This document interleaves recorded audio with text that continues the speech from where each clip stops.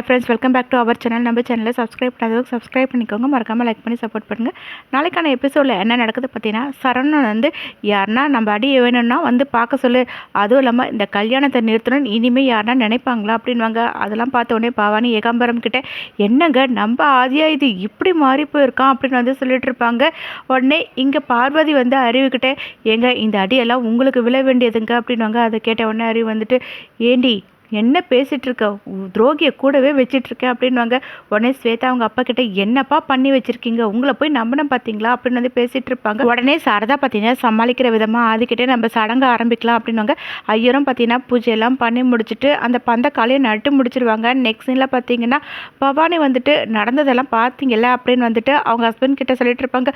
அப்போ ஏகாம்பரம் வந்துட்டு எனக்கு என்னமோ ஆதியோட கல்யாணத்தை நிறுத்த முடியுன்ற நம்பிக்கை சுத்தமாக போயிடுச்சு, விழுந்த அடி எல்லாத்தையும் பார்த்து எல்லாம் அடி ஒன்று இடி மாதிரி விழுந்தது அப்படின்னு வந்து அறிவிக்கிட்ட சொல்லிட்டு இருப்பாங்க.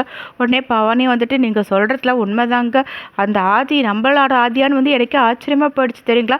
அவன் அவங்க அம்மாவோட முந்தானையில் மறைஞ்சிக்கிட்டு ஏதாவது கேள்வி கேட்டால் கூட தலையை மட்டும் நீட்டி தான் பதில் சொல்லுவான்.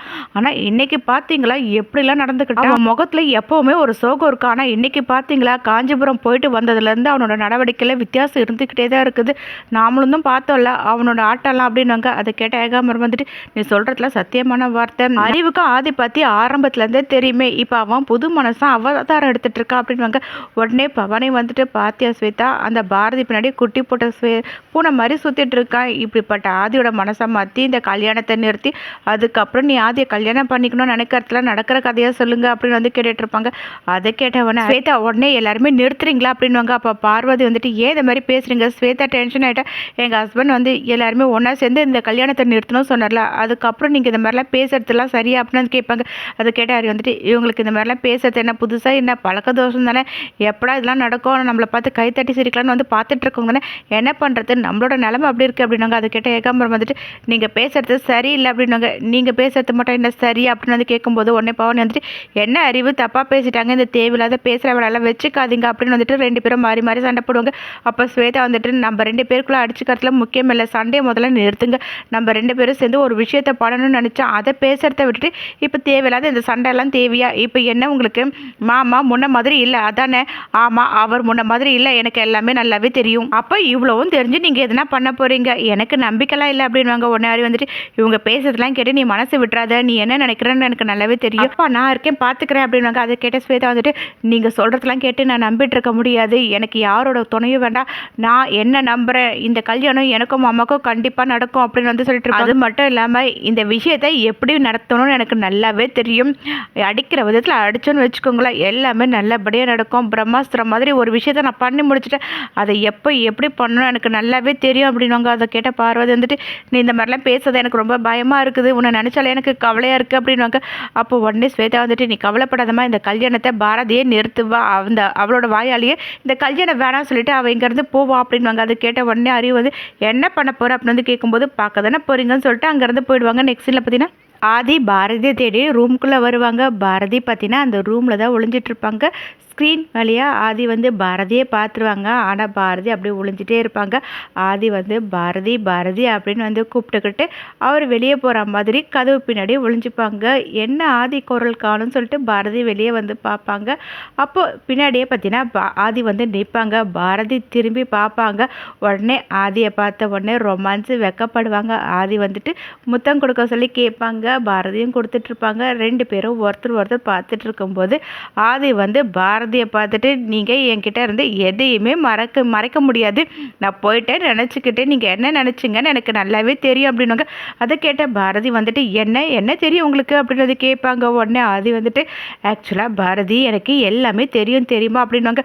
போங்க ஆதி நீங்கள் சும்மா ஏதாவது வந்து சொல்லிட்டு இருக்காதீங்க, நான்லாம் எதுவுமே நினைக்கவே இல்லை அப்படின்னு வந்து சொல்லுவாங்க. அதை கேட்ட உடனே ஆதி வந்துட்டு நீங்கள் சொல்கிறது எல்லாமே நான் நம்பிட்டேன் அப்படின்னு சொல்லும்போது பாரதி சிரிச்சிட்டே இருப்பாங்க. அதான் உங்கள் முகத்தை பார்த்தாலே எல்லாமே நல்லாவே தெரியுது அப்படின்னாங்க. என் முகத்தில் என்ன அதெல்லாம் ஒன்றுமே இல்லை, சும்மா இருங்க ஆதி, நீங்கள் பாட்டுன்னு எதுனா வாய்க்கு வந்த மாதிரி சொல்லிட்டு இருக்காதீங்க அப்படின்னாங்க. ஒன்றுமே இல்லையா அப்படின்னு வந்து கேட்கும்போது பாரதி வந்துட்டு அதே பக்கத்தில் வராதிங்க, சொன்னால் கேளுங்க அப்படின்னு வந்து சொல்லிட்டு இருப்பாங்க.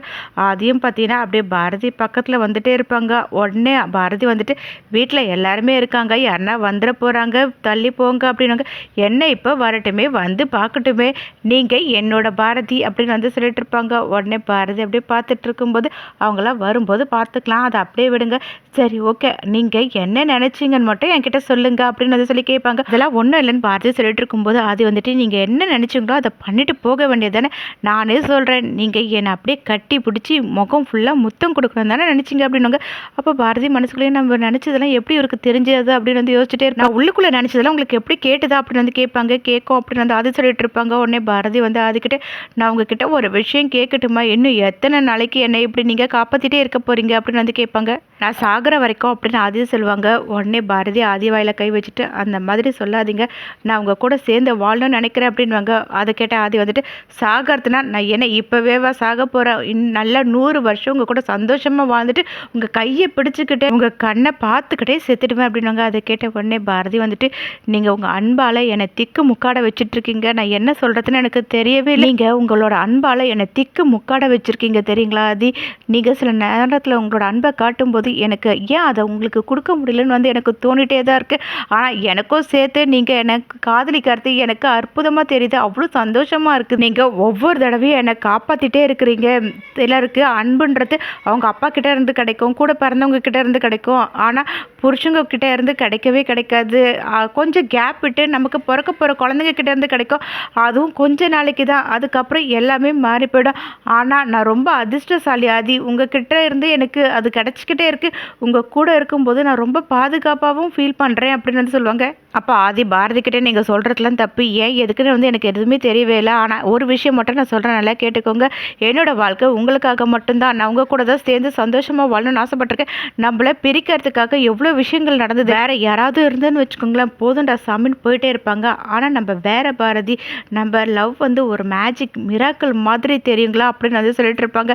அது கேட்ட பாரதி அப்படியே சந்தோஷப்படுவாங்க. அப்போ அது வந்துட்டு நான் உங்களை என்னோட வாழ்க்கை துணையை மட்டும் பார்க்கல, எல்லோரோட வாழ்க்கையிலையும் காதலுக்கு வேற வேற அர்த்தங்கள் இருக்கும், நம்ம காதலிக்கிற பொண்ணு ஒரு ஃப்ரெண்டா ஒரு கைடா நம்ம கூட சந்தோஷமா ஒரு ஒய்ஃபா லவ்வரா, நீங்கள் என்னை விட்டு போயிட மாட்டீங்களா ஆதி அப்படின்னு வந்து கேட்பாங்க. அதை கேட்ட உடனே அது வந்துட்டு நீங்கள் என்னை விட்டு போயிடாதீங்க பாரதி, ஏன்னா நீங்கள் என்னோட லைஃப்பில் ரொம்ப முக்கியம், தமிழும் நீங்களும் என் கூட எப்போவுமே இருக்கணும் அப்படின்னாங்க. அதை கேட்ட பாரதி வந்துட்டு நான் உங்களை விட்டு போக மாட்டேன், உங்களை விட்டு என்னால் ஒரு அடி கூட நகர முடியாது அப்படின்னு வந்து சொல்லிட்டு இருப்பாங்க. அதை கேட்ட ஆதி ரொம்பவே சந்தோஷப்படுவாங்க. அப்போ பாரதி வந்துட்டு நீங்கள் சொல்கிற மாதிரியே நான் உங்கள் கூடவே வாழ்ந்துட்டு உங்கள் கூடவே சாகணும், அதுதான் என்னோட ஆசையும் அப்படின்னு வந்து சொல்லுவாங்க. அதை கேட்ட உடனே ஆதி வந்து பாரதி கிட்ட சரி பாரதி, இதுக்கு மேலே நம்ம இதை பற்றி பேச வேண்டாம், இதெல்லாம் நம்ம அப்புறமா பார்த்துக்கலாம், நீங்கள் முதல்ல என்ன நினச்சிங்களோ அதை என்கிட்ட சொல்லுங்க அப்படின்னு வந்து சொல்லுவாங்க.